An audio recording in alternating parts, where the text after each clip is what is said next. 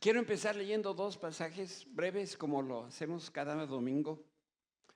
Romanos 8:25 dice, pero si deseamos algo que todavía no tenemos, debemos esperar con paciencia y confianza. Y Salmos 27:14 dice, espera con paciencia al Señor, sé valiente y esforzado. Sí, espera al Señor con paciencia. Y lo que hoy nos dice el Señor es lo siguiente. Mi hijo amado, quiero que sepas que siempre te veo. Conozco tus luchas internas, así como conozco cuánto anhelas que yo responda a tus oraciones. Pero quiero que comprendas que no lo haré en el momento ni en la manera como tú lo esperas. Fija tus ojos en mí. Estoy empleando este tiempo para formarte, para hacer de ti una persona que siempre desea estar en mi presencia. Yo no actúo como los hombres, ni sigo el ritmo del mundo. Mis tiempos son perfectos. Ahora mismo estoy trabajando en tu hombre interior, en tu mujer interior. Estoy afinando tu carácter, te estoy fortaleciendo para lo que viene. Así que detente por un momento y respira. Mi deseo es derramar en ti una medida de paciencia como nunca la habías experimentado. La paciencia te sostendrá y te dará entendimiento en medio de esta etapa. No te dejes llevar por la prisa, chinicuilis del Señor. Ya se me fue el chinicuil mayor. ¿No les digo? Estoy empleando este tiempo para alinear y para ajustar tu vida a mi propósito eterno. ¿Sabías que yo nunca estoy ansioso ni preocupado? Entonces confía en mí, porque aunque a veces no lo parezca, dice el Señor, yo no voy tarde. Dios tiene un tiempo perfecto y el Señor quiere que seamos pacientes. Levante la mano todos los pacientes. Suena como hospital, ¿verdad? Pero no es ese tipo de pacientes. Pues si no eres paciente, el Señor te dice, no sé si les decían así sus papás, pero aquí dame un peso, detente aquí. Bueno, Dios dice, aquí hay 1,000 pesos, detente aquí, porque yo voy a hacer algo. Hoy queremos iniciar una nueva serie de conversaciones, de pláticas entre ustedes y su servidor. Y voy a hacer mención de dos cambios sustantivos que estamos tratando de hacer. La primera es que prácticamente las láminas que van a estar al frente van a ser los pasajes bíblicos, nada más, y la indicación del tema que estamos tocando. Porque lo que yo pretendo ahora es que tú y yo establezcamos esa relación de la vista que a lo mejor a veces se pierde cuando tenemos información en las pantallas, que es importante, pero queremos probar qué pasa si suprimimos. Y la otra cosa que vamos a hacer es que regularmente las pláticas las tengo más o menos medidas en el tiempo y esta plática no la tengo medida en el tiempo. Entonces, por eso necesitamos paciencia, porque vamos a terminar cuando Dios dice que ya acabó. Voy a ser prudente con el tiempo, por supuesto, pero yo no sé dónde vamos a terminar hoy. Y ahí donde terminamos, pues ahí nos quedamos y el siguiente domingo, si Dios quiere, empezamos a partir de ahí. Por eso también es importante esta campaña de puntualidad y de presencia continua, porque el mensaje que Dios tiene para nosotros es tan importante, porque se trata de tu destino y de mi destino. En 1818, Mary Shelley escribió una novela de ciencia ficción que le puso por título Frankenstein o el moderno Prometeo. Prometeo es un personaje de la mitología griega que robó el fuego de los dioses y se lo entregó a los humanos. Y fuego representa la tecnología y el conocimiento y el arte. Yo estoy casi seguro que nadie ha leído el libro, aunque algunos son contemporáneos de la autora, 1818. No se hagan. Hay algunos vejestorios aquí que son de esa temporada. Y ello, mira, se está riendo. ¿Se fijan?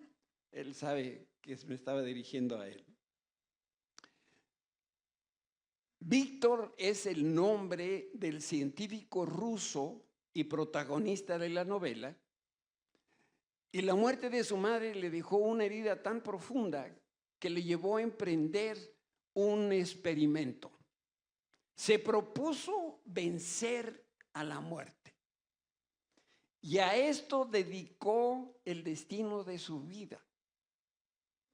Este hombre, Víctor, su destino, dijo, voy a vencer a la muerte. Por eso él dedicó todo el tiempo y todos los recursos de los cuales disponía en convertir órganos humanos sin vida en un ser vivo. Y para lograrlo recorrió cementerios, funerarias, consiguió músculos, tejidos, huesos y logró articular un ser vivo. Esta era una criatura descomunal a la que le dio por nombre el propio Frankenstein. Pero el ser vivo que ensambló muy pronto se convirtió en un monstruo. Y después este proceso de transformación que fue largo y complicado, Frankenstein se rebeló. Y al sentirse independiente, la criatura se volvió en contra de su creador y de las personas que Víctor más amaba. ¿Y por qué hablo de esto? Porque los cristianos no medimos 3 metros, algunos con trabajo llegan al 1,50. No, yo sé que la mayoría pasamos del 1,5 metros, pero hay algunos que yo conozco que cuando van al doctor todavía las miden en la jirafa que está puesta ahí en la pared. Por eso digo que no somos, no medimos 3 metros de alto, nadie nos ensambló con tornillos ni tuercas, ni tampoco somos partes humanas cosidas entre sí, pero el tema de esta novela de alguna manera nos describe, porque antes que Dios nos diera vida en Cristo, todos estábamos muertos a nuestros delitos y a nuestros pecados, dice Pablo a los Efesios, y lo que había en nosotros era vacío.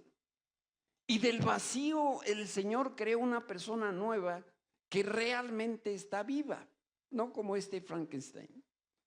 Y como hijos de Dios, de una o de otra manera nos hemos rebelado en contra de la persona que nos creó, de Dios mismo. Y en vez de vivir para el Señor, decidimos vivir para nosotros mismos, para nuestros apetitos, deseos, emociones y para nuestra propia voluntad. Y como resultado, la vida que muchos creen, de las personas que creen en Cristo, se está apagando y lo que había sido creado para lo bueno se está convirtiendo en caos y en desastre. ¿Sabes dónde veo esto que te comento? En el índice de divorcios y en los intentos de divorcio que hay entre creyentes en Jesucristo. En el creciente número de hombres y mujeres que viven juntos sin haber hecho un compromiso delante de Dios ni de ellos mismos. En el índice de suicidios, particularmente entre adolescentes.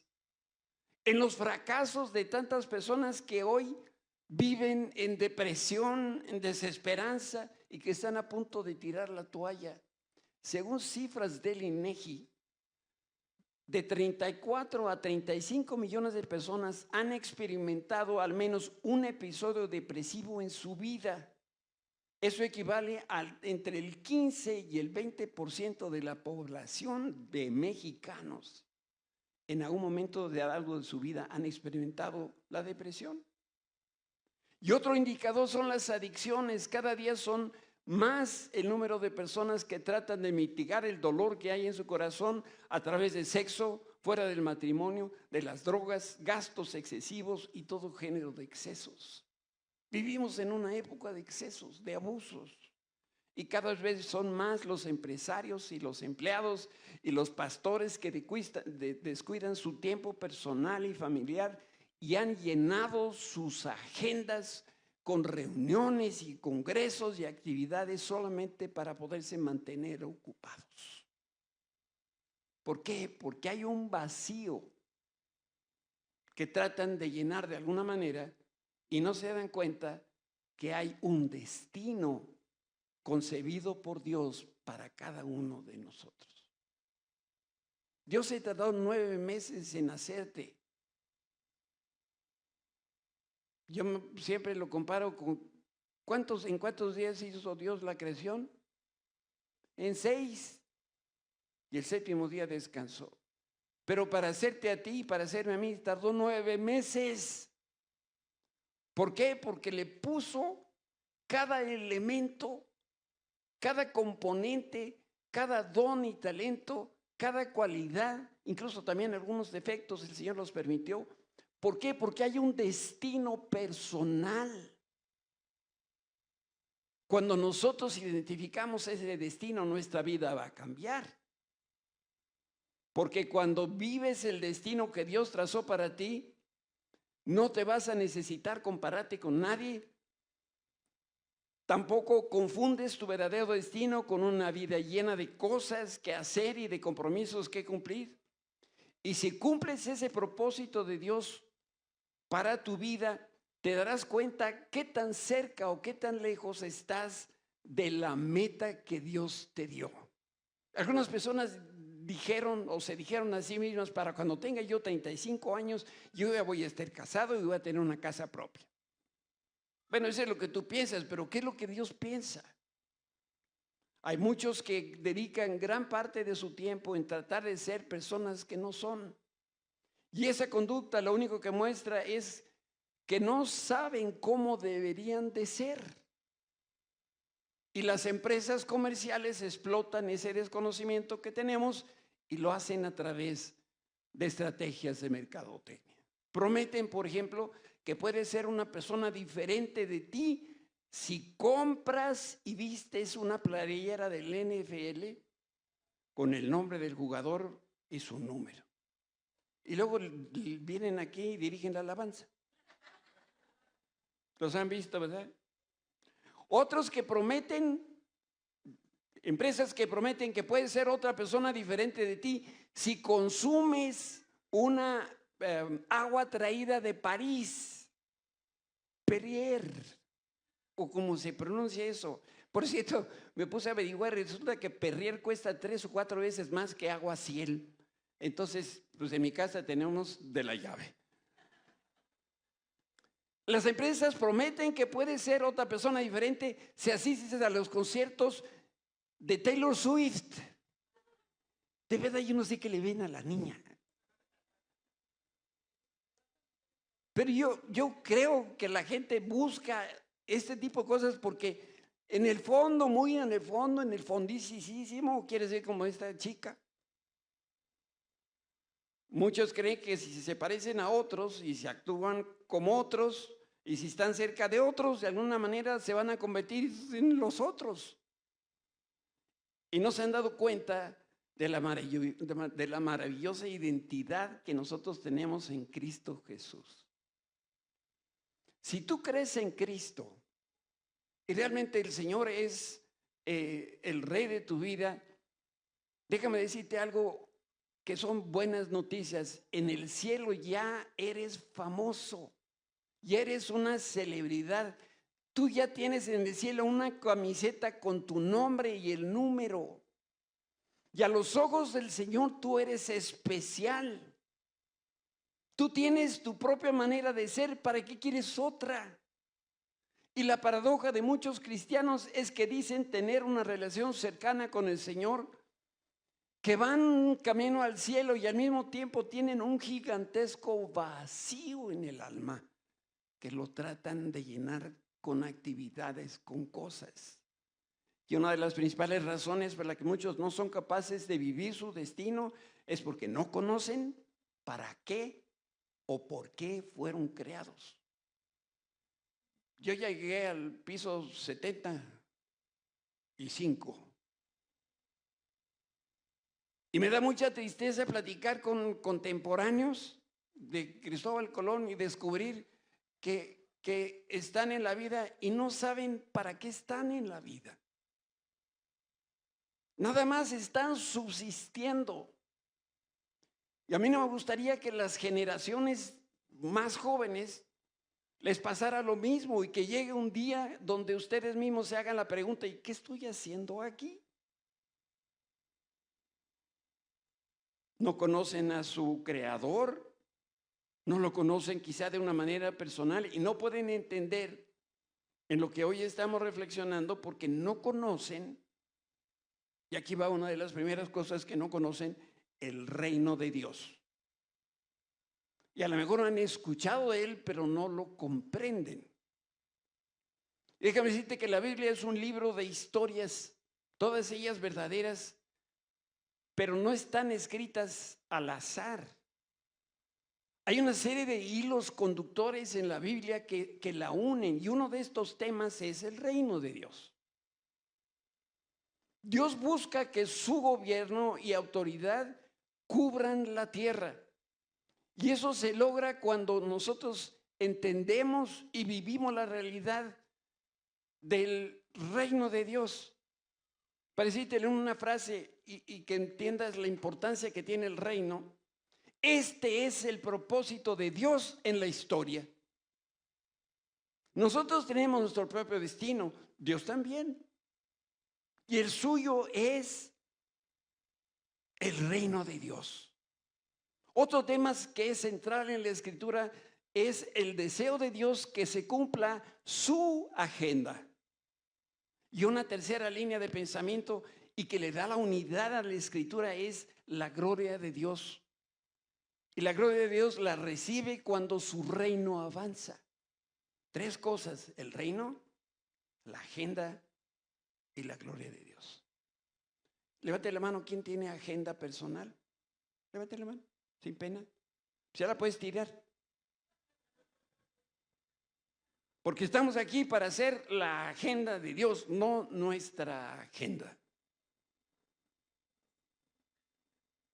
Y algunos compran estas de Franklin Mint o de no sé quién, que cuesta un platatal, ¿no? De piel, de no sé qué, y ahí la traen sudada bajo el brazo, ¿no? Como bolillo los franceses. Cada evento, cada narración, cada personaje que encontramos de Génesis y Apocalipsis refuerza este principio de la gloria de Dios. Y sin este fundamento, la Biblia solamente sería una colección de historias verdaderas.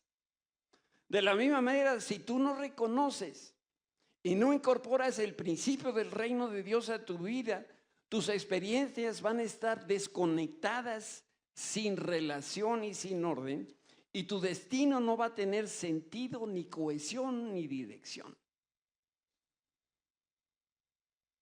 El secreto entonces para que nuestra vida tenga sentido es comprender, aceptar y abrazar que tu vida y mi vida están unidas al reino de Dios. Y la agenda del reino de Dios para ti y para mí se basa en el hecho de que Dios gobierne todas las áreas de nuestra vida de manera integral y completa. En otras palabras, el reino de Dios es lo mismo que Cristo gobierne mi mente, mis emociones, mi voluntad y todas las cosas que yo hago. Y entonces el reino de Dios está siendo una realidad de mi vida. Juan el Bautista ve a Jesús y dice: he ahí el reino de Dios, ¿no es cierto? Entonces, cuando hablamos del reino de Dios, no es cuando estemos en el cielo, quién sabe dónde, y se abren las puertas del cielo y sale San Pedro, porque siempre sale San Pedro a recibir. Y ahí está el reino de Dios. No. El reino de Dios es cuando tú y yo nos sometemos al señorío de Cristo y hacemos su agenda para que su nombre sea altamente glorificado. Y entonces esta cosa se empieza a acomodar. Yo sé que en tus documentos oficiales certifican que eres mexicano, ¿no es cierto? Bueno, uno que otro extranjero que anda aquí, despistados. Pero si tú crees en Cristo, quiere decir que eres una nueva criatura y ahora perteneces al reino superior. y en consecuencia eres ciudadano del reino de Dios. Por eso cuando yo voy al extranjero, que voy con una frecuencia aterradora, y cruzo la frontera para ver a mis hijos y mis nietos, y me piden mi pasaporte, le digo, yo soy del reino de Dios. ¿Y qué creen que hacen? No me dejan pasar. A fuerza quieren ver el pasaporte y la visa. Pues sí, porque vivimos todavía en esta tierra. Pero finalmente nuestro destino es otro. Donde vamos es en otro sentido. Quiero ver si esta ilustración me ayuda a hacer más clara mi explicación. Y por eso vamos a hablar por un segundito de la comida. La mantequilla solita no sabe bien. Lo mismo se puede decir de la levadura, de la harina de trigo, del azúcar, de un huevo crudo y sal. Por sí solos son ingredientes muy poco apetitosos. Pero eso sí, cuando un panadero mezcla todo esto en el orden y en las cantidades correctas, el resultado de eso va a ser un biscuit de Obregón con café con leche. Si tú crees en Cristo, pero tu vida no está centrada en el reino, entonces tú eres como estos elementos dispersos. Eres mantequilla o eres harina. Pero si tú le permites que el Señor mezcle todo esto, entonces tú te vas a convertir en la persona que Dios concibió que fueras. Y entonces dejarás de ser el tú de ahora para ser el tú de Dios. Voy a poner un pasaje en la Escritura. Muy seguido nosotros citamos Romanos 8:28. Y sabemos que Dios hace que todas las cosas cooperen para el bien de quienes lo aman y son llamados según el propósito que Dios tiene. ¿Para quién? Para ellos. Esos ellos eres tú y soy yo. La Reina Valera lo dice así: y sabemos que a los que aman a Dios todas las cosas ayudan a bien. Esto es, a los que conforme a su propósito de Dios, no el tuyo, su propósito son llamados. Entonces, cuando se habla de esta cita, por lo regular, solamente nos acordamos de la primera parte. Todas las cosas ayudan a bien. Pero se nos olvida la segunda parte del versículo, que es la que realmente le da sentido a la primera. Entonces, nosotros tenemos que recordar de hoy en adelante que todas las cosas suceden para bien para las personas que aman a Dios y que son llamadas conforme a su propósito. Y el propósito de Dios es uno: que avance su reino, para que cuando las obras de Dios se vean en las personas, Dios reciba la gloria. Si esto está sucediendo y en ti y en mí, vamos a ser conformados por el Espíritu Santo a la estatura del varón perfecto. Lo importante de estos pensamientos es que cuando tú llevas a cabo el propósito de Dios, Él va a hacer que todas las cosas sumen para que su buen propósito sea una realidad en tu vida. Y entonces vas a dejar de ser Perico Pérez. Porque ahora tienes identidad, porque ahora tienes un destino, y porque el primer interesado en que te vayas de te viene es Dios, para que entonces puedas tú y yo, cada uno en su cada cual, llevar a cabo su propósito. De lo contrario, todas las cosas que suceden nos estarán de alguna manera sin comunicar y no van a servir para lo que Dios finalmente quiere que funcionen. Por eso, si hoy tu vida es solamente mantequilla o harina o levadura, no vas a ver nada sabroso. Lo que tienes que hacer es amar a Dios, reconocer el destino que Dios concibió para ti y para tu vida.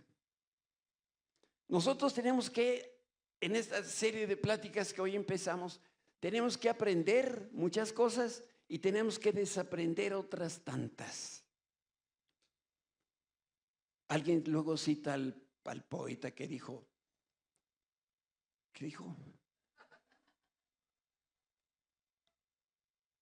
yo soy el arquitecto de mi propio destino. Suena como de telenovela, ¿verdad? Pues es de telenovela, porque eso no es cierto. Nosotros no determinamos nuestro destino.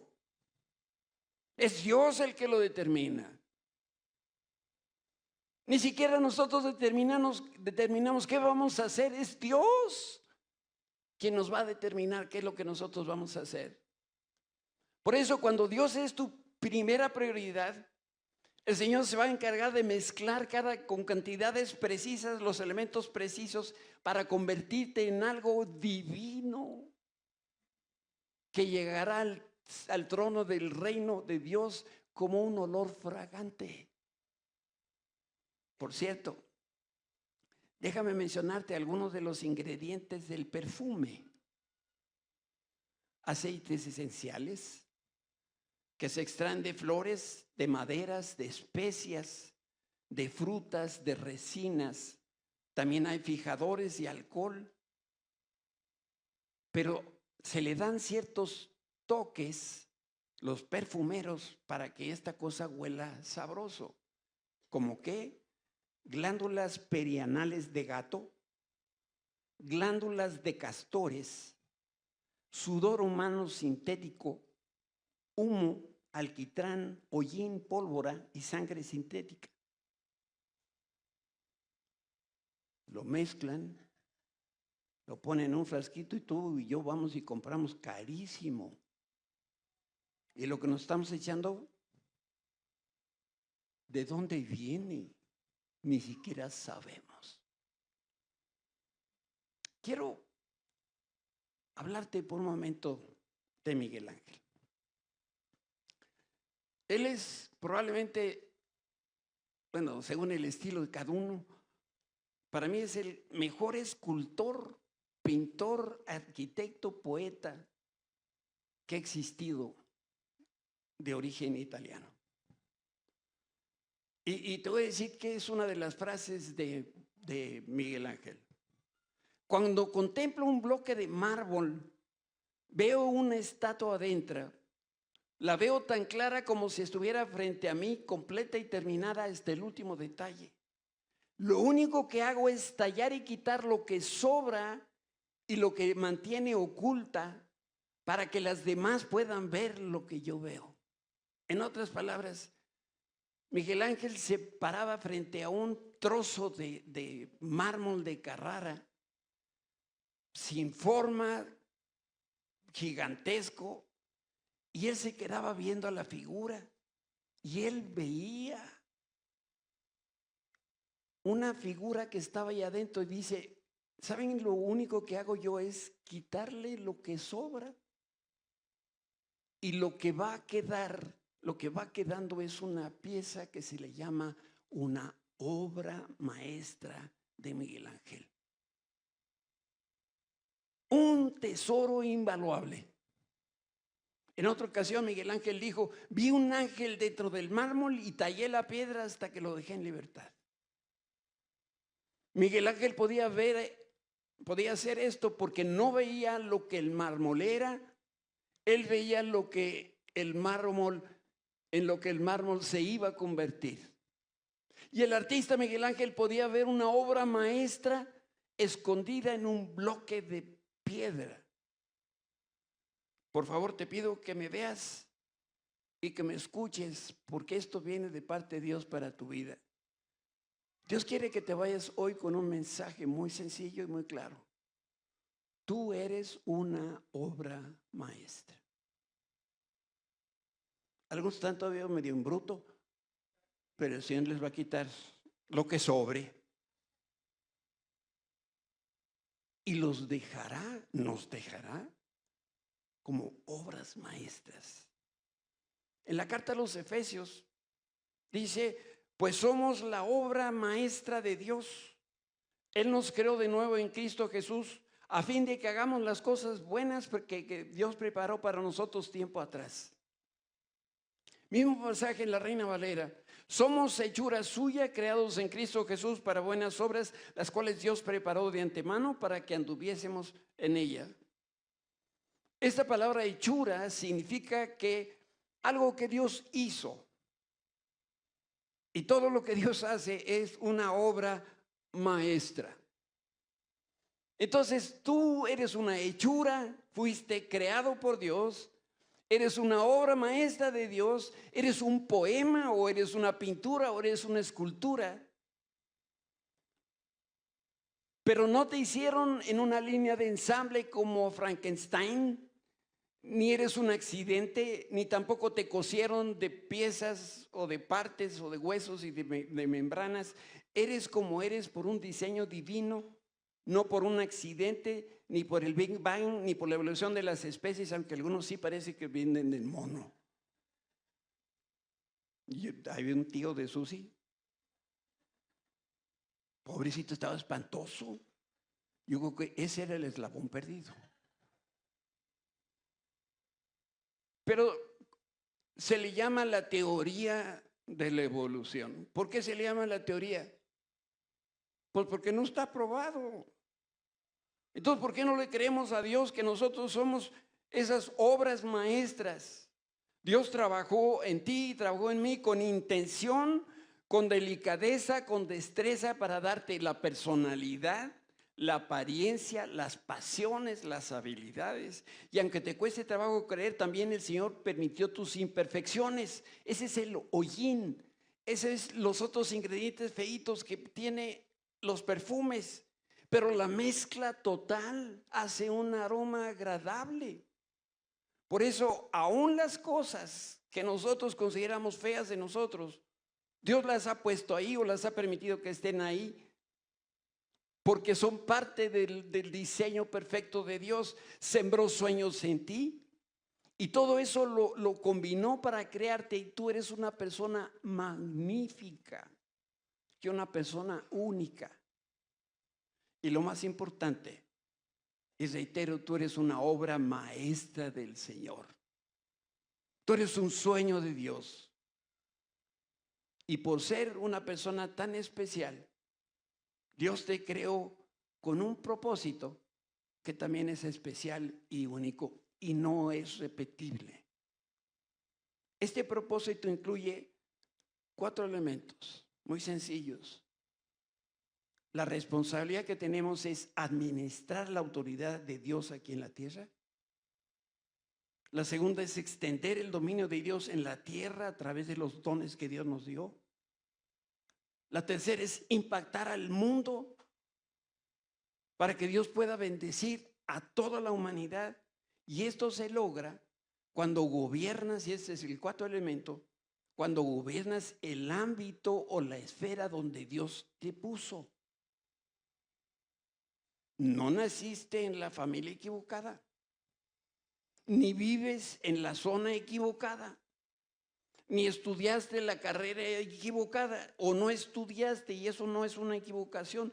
Dios fue poniendo cada uno de estos elementos para hacer que su obra fuera precisamente una obra maestra. Por eso tenemos que hablar de destino junto con la autoridad.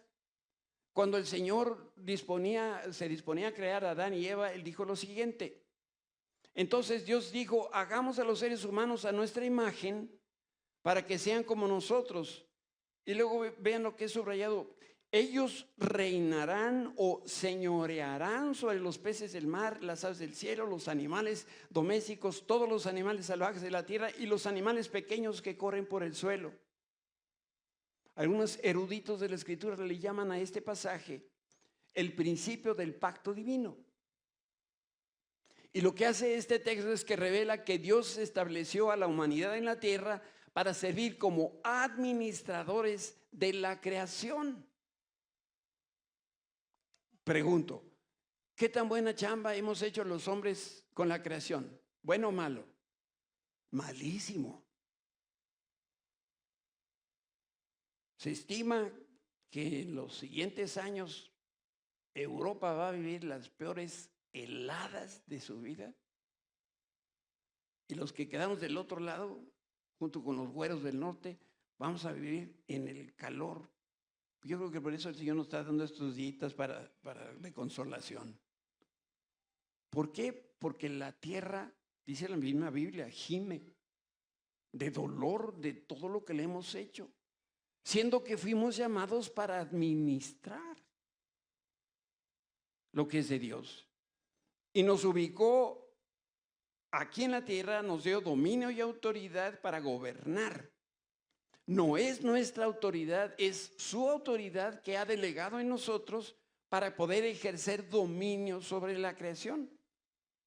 Y David, el salmista, recuerda el pacto de dominio cuando escribió lo siguiente: ¿qué son los simples mortales para que pienses en ellos, los seres humanos para que de ellos te ocupes? Sin embargo, los hiciste un poco menor que Dios. La Reina Valera dice, los hiciste un poco menor que los ángeles, los coronaste de gloria y honor, los pusiste a cargo de todo lo que creaste y sometiste todas las cosas bajo su autoridad. O todo lo fue puesto por Dios debajo de nuestros pies. Por eso, cuando el Señor nos dio dominio, dijo, administra mi autoridad. Y para poderlo hacer necesitamos dos elementos. El primero, nuestra autoridad es una extensión de su autoridad. ¿Qué pasa si yo me paro a las 3 de la mañana, voy con mi vecino que tiene fiesta, toco la puerta, bueno, le tiro la puerta a golpes y le digo, que te calles o te voy a expulsar de tu casa? ¿Qué va a hacer el vecino? Le va a hablar a la policía y el que me va a ir mal es a mí. ¿Por qué? Porque no tengo la autoridad para hacerlo. Nosotros estamos aquí en la tierra para ejercer dominio porque tomamos de la autoridad que viene de Dios. ¿Se acuerdan con Jesucristo a los discípulos? Mi autoridad ahora se las doy a ustedes, y como nosotros somos de esos discípulos, hemos recibido de Dios la autoridad para hacerlo. Por eso Dios le dio dominio a la humanidad y al mismo tiempo Dios renunció al derecho de gobernar los asuntos de la tierra. No es que se haya apartado de la tierra, sino que desde el momento que nos dio autoridad, el hombre gobierna por disposición de Dios. Y Dios pareciera que contempla las cosas. Y a veces queremos que el Señor intervenga, pero dice, no, yo te di la autoridad. Ahora a ti te corresponde hacerlo. En esencia, Dios hizo a los hombres gerentes, administradores, encargados de la creación, y nos llamó a cumplir su agenda y no nos llamó a cumplir nuestra agenda. Los encargados supervisan el trabajo, pero todos somos empleados de Dios. Por lo tanto, el trabajo que hace cada una de las personas debe reflejar las metas, los objetivos y la visión del dueño del negocio. Y el negocio de Dios es extender el reino para que más personas conozcan a Jesucristo. Déjame te comparto una experiencia. En una empresa donde trabajé, un día el dueño llamó a la junta de directores a la que pertenecía y nos dijo, quiero que redacten un documento en el cual ustedes digan cuál es la razón de ser, cuál es el propósito de este negocio en donde estamos todos aquí participando. Pues éramos un grupo como de unos 10 o 12, una empresa muy grande, y cada uno tenía áreas de trabajo, y nos fuimos a trabajar en serio en esto que nos pedía el dueño. Y cada quien escribió desde su propio ángulo, los de operaciones, pues cómo manejar el negocio, y los de mercadotecnia, cómo vender, y los que estaban en la parte administrativa, pues cómo ser eficientes y con fin. Y presentamos después el documento al dueño. Días después que leyó, nos mandó llamar de nuevo y nos dijo, puso cara de ahí, nanita, ninguno se acercó remotamente al propósito que tengo para mi negocio. Y dijo dos palabras: yo estoy aquí para hacer dinero.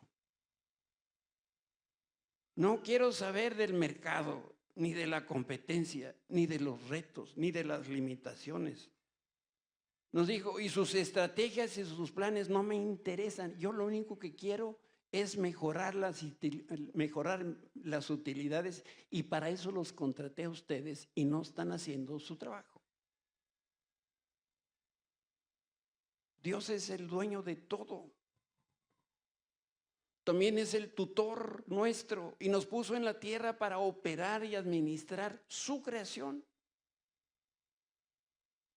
De nuestra parte, el Señor lo que está esperando es que todo lo que hagamos, lo hagamos bajo su visión, bajo su dirección, para que Dios pueda hacer negocio.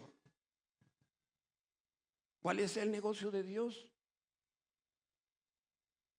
Juan 3:16, porque Dios amó al mundo de tal manera que envió a su Hijo para morir en la cruz, para que todos crean en Cristo y puedan ser salvos, para que ninguno muera eternamente. Entonces, el negocio de Dios no ha cambiado. Y a lo mejor algunos se va a sorprender, pero Dios te tiene en ese trabajo, Dios te tiene en esa comunidad donde vives, Dios te dio esos vecinos, Dios te dio esa familia, Dios te dio esta congregación para hacer su negocio. Y su negocio es que más personas conozcan a Cristo.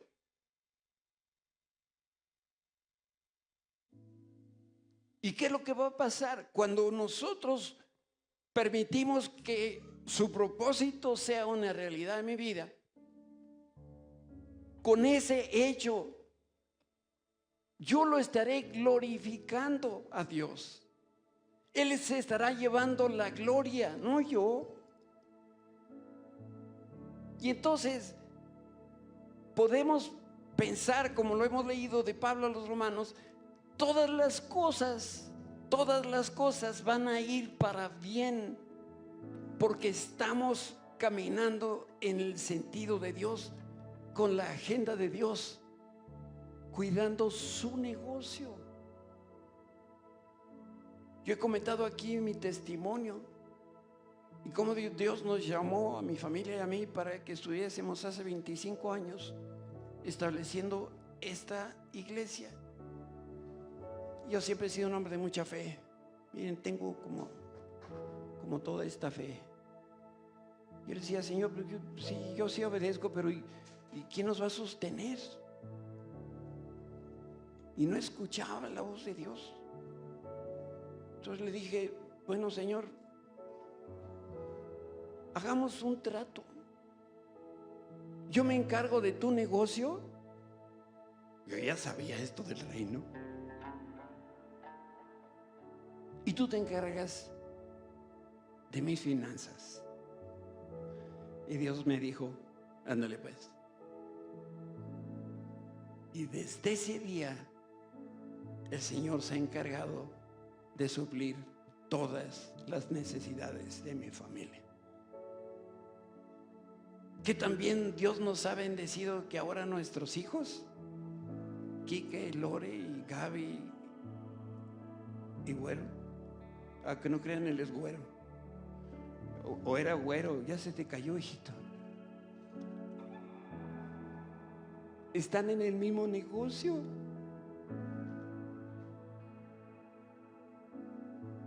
Pero es que tú también estás en el mismo negocio.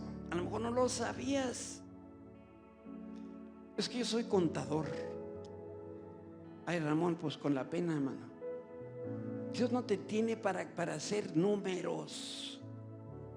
Te tiene para que a través de lo que tú haces ahí con tu despacho de contabilidad, más personas conozcan a Cristo. Dani, Dios no te tiene ahí pegando ladrillos para hacer casas, edificios y puentes y quién sabe cuántas cosas haces. Dios te tiene ahí para que más personas conozcan a Cristo. Tú andas por las nubes, mi querido Mau. Mau es piloto, pero anda en las nubes. Pero Dios te tiene ahí y te ha bendecido y ha prosperado tu negocio para que más personas conozcan de Cristo. Ese es el reino de Dios. Ese es tu destino finalmente. Y verán como que se me quiere ocultar. Pues, compadre, y tú también. Y Dani, que está de visita y que gusto nos da. También estás, no sé qué estás haciendo allá, mano, pero eso que estás haciendo no tiene nada que ver con lo que Dios realmente quiere de ti, de tu esposa, de tus hijitos. Que más personas, sean gringos, también ellos alcanzan la misericordia y la bondad de Dios. También quiere que más personas conozcan a Cristo. ¿Alguien no me está entendiendo? Levante la mano si alguien no me está entendiendo, se lo explico. Todos estamos en el negocio de Dios. Y a lo mejor esto explica por qué no nos ha ido tan bien. Porque las cosas que nos son añadidas, las cosas que vienen después, son a consecuencia de poner primeramente el reino de Dios y su justicia. Y luego, ¿qué pasa con las cosas? Todas las demás cosas nos serán añadidas. Yo vengo de parte de Dios esta mañana en un trabajo de reclutamiento. Todavía hay vacantes en el negocio de Dios. Y si tú quieres participar en el negocio de Dios, te pido que levantes tu mano. Yo quiero orar por ti.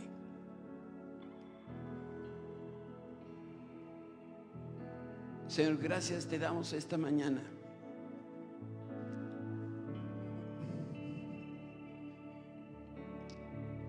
Gracias, Señor.